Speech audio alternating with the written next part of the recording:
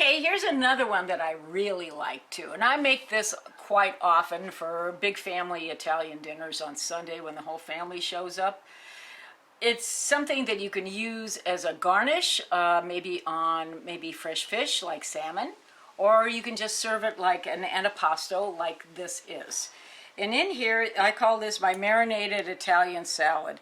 And in here I've got kalamata, which are actually Greek olives, these black ones, little capers.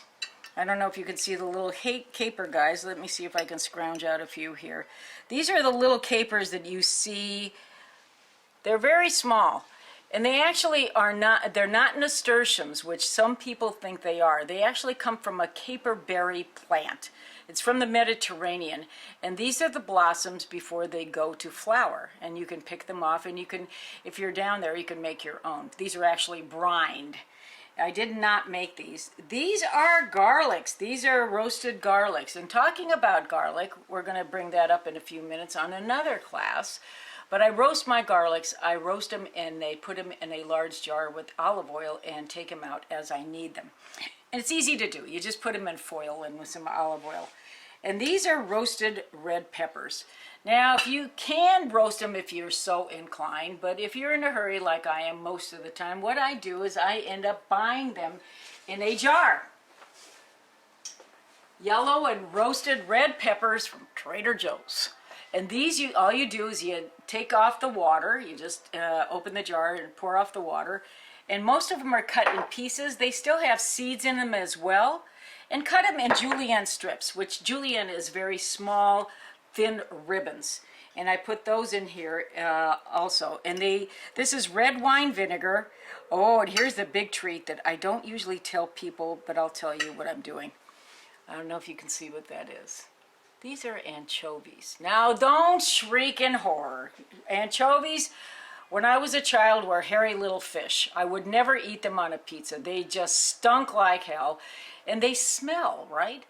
But as I got older, I realized the value of an anchovy, which is the secret ingredient in a lot of different dishes that they don't tell you about in restaurants.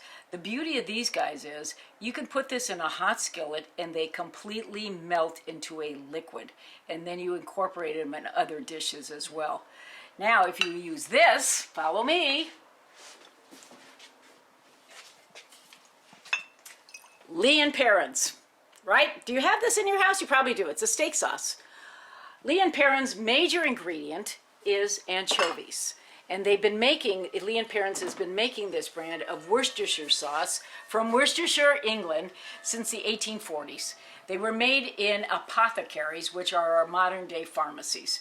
And it is a secret ingredient in just about any sauce that I make because it adds that umami taste. Umami is a Japanese word that means it's the fifth sense. You've got sweet, salty, bitter, all the different senses, but umami is not definable. You can't really tell what umami tastes like, but you know you like it. But if you know, you don't even know, you wouldn't eat this, you wouldn't even know that I put an anchovy in here. And here's another benefit about using these little anchovy guys. So you buy them by the can, you dump off the water, and if you do a gardener like I am, you put a half of one at the bottom base of every tomato plant that you put in your garden. It will feed organically that tomato plant for the rest of its life and repels bugs and gives you a double yield. Anchovies, it works like a charm. Buy those. Okay, so the marinated red pepper salad, using pantry ingredients again as a jar. Anchovies goes good in the garden, as it goes well on your table. And if you want brightness, back to the old hasp again and fresh grated lemon rind. What could be easier than this? And if you want color, chop up some fresh parsley on top of that too. Manja, enjoy.